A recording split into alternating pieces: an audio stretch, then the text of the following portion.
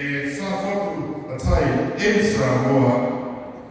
Please, a round of applause to welcome Lo Afiona, Anai, Lupe Matasila, Lima Atha, John Anai.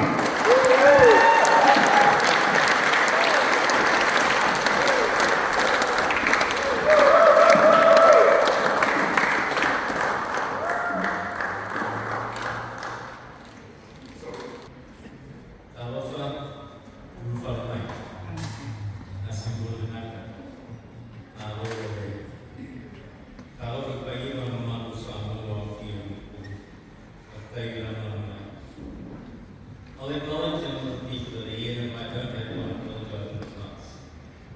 Reverend Sisi Atiola, and this is Ramon Kutula. Aku Fakanua, and this is Sarah. Master Ronnie Logo, and this is Benyana. Reverend Alec Talaba, Talatua, Winga Talaba. Reverend Mark Murray, MP Blumona, Lydia Sosini, I think, as rival is in a way, Mangere going to be local board. Pacific Easy, Kaimalo, Alan Stowers, always there to support everything we do for Pacific people.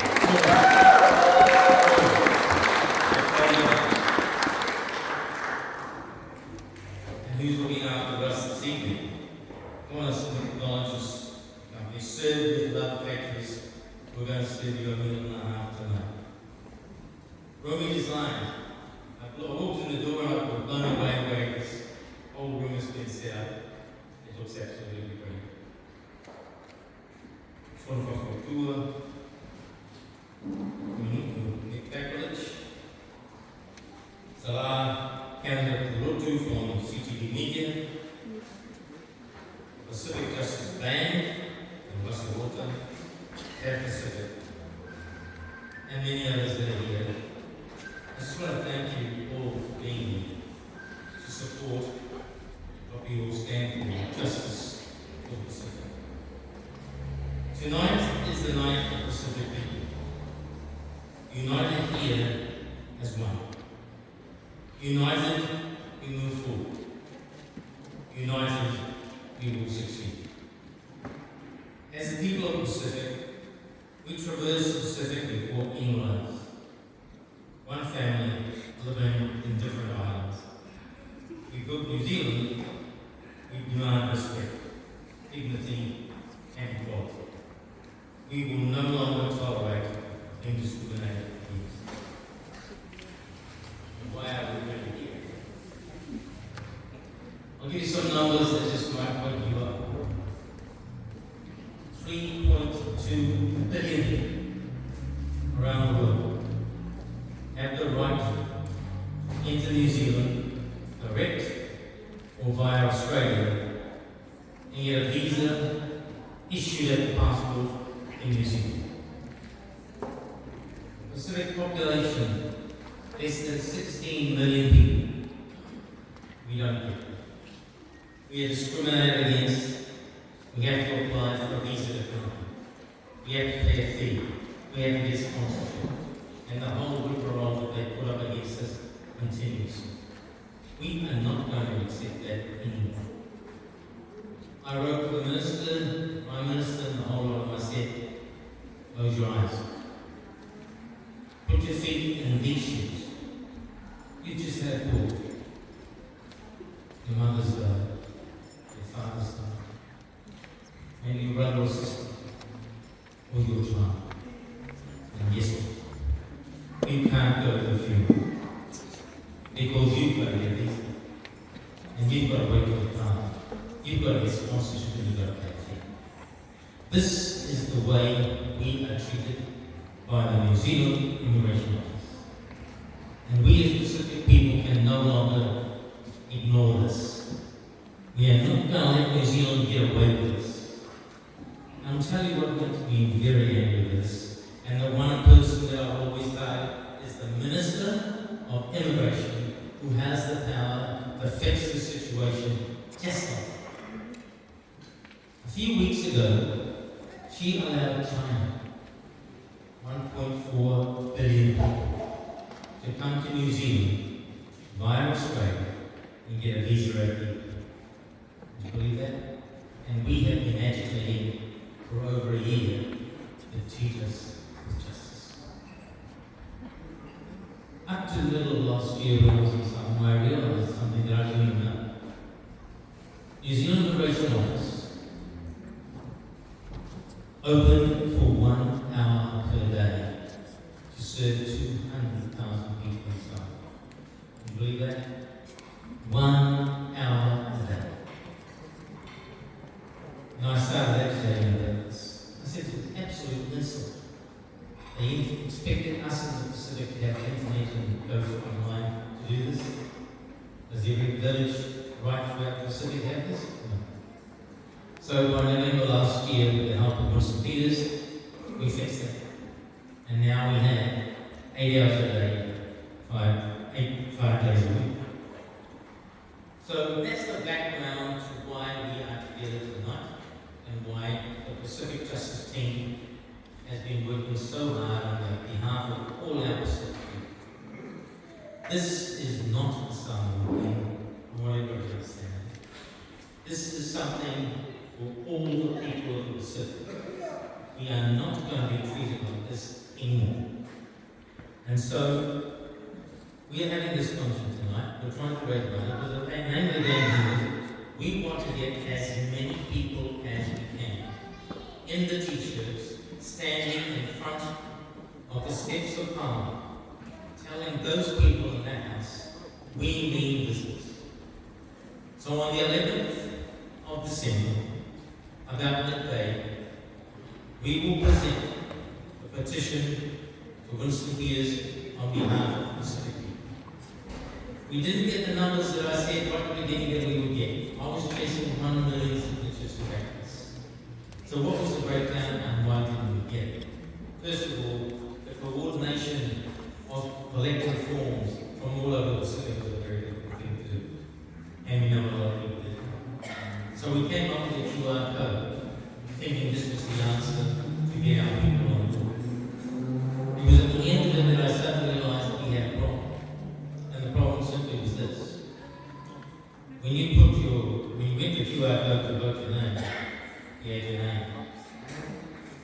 Christian name, surname. But then you had to have an email. The question I asked later, how many people throughout the Pacific in a village has an email? And there was the breakdown. I went back and asked, did we switch it to email and mobile phone?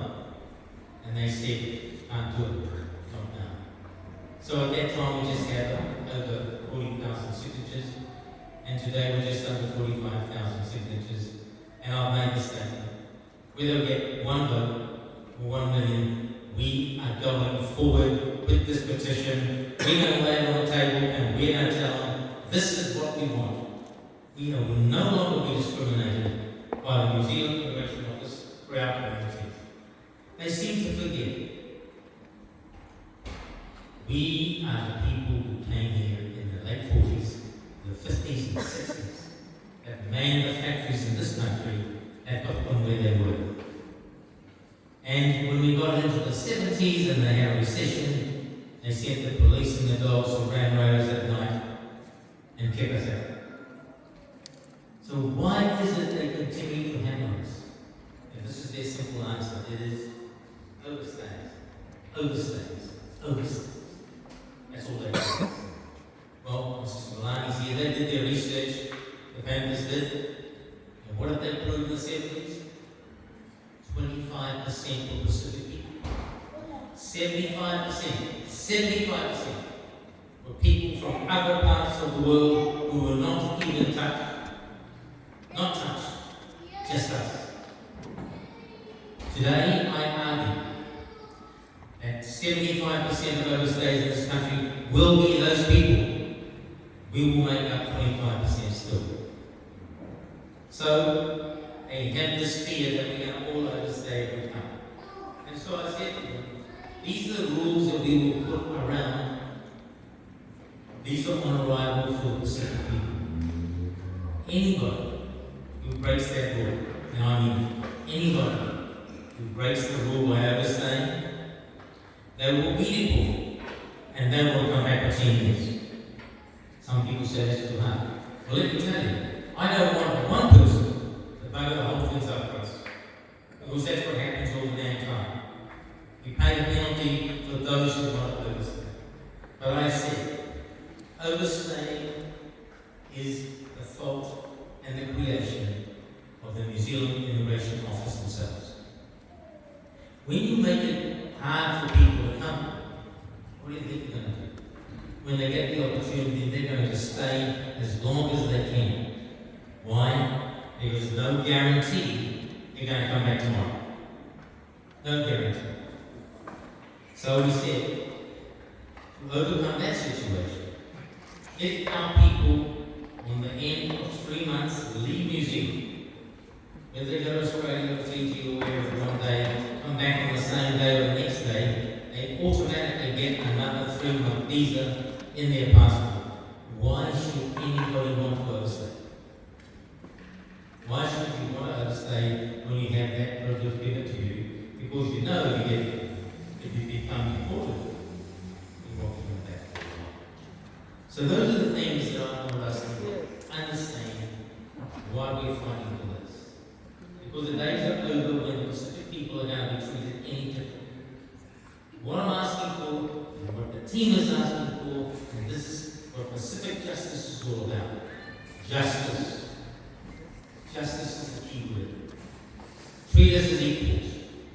We are no different than anybody else. New Zealand is our second home. It is our second home. This is where our families are. We are no longer going to be denied from coming to New Zealand for funerals when it happens. We are no longer going to be denied to come and see parents or family who are diagnosed with one letter. We will come to all our functions, our weddings, our church organisation, and many things that pull the Pacific people together. We want to eliminate the door that closes on us. And the only way we have this, we have one voice in Parliament who backs us all the way, and that's Pacific leaders. And that's why I am delivering this to them. This is the road we are going down right now. And so again I say, for all those here in Auckland and throughout New Zealand, please send the message to your family. I would like to see the steps of Parliament on the 11th of February, packed with 2,000, 3,000, whatever Pacific people there are and our supporters, wearing this t-shirt. We will send a strong message to the New Zealand government. The Pacific people are united as one. Here we are.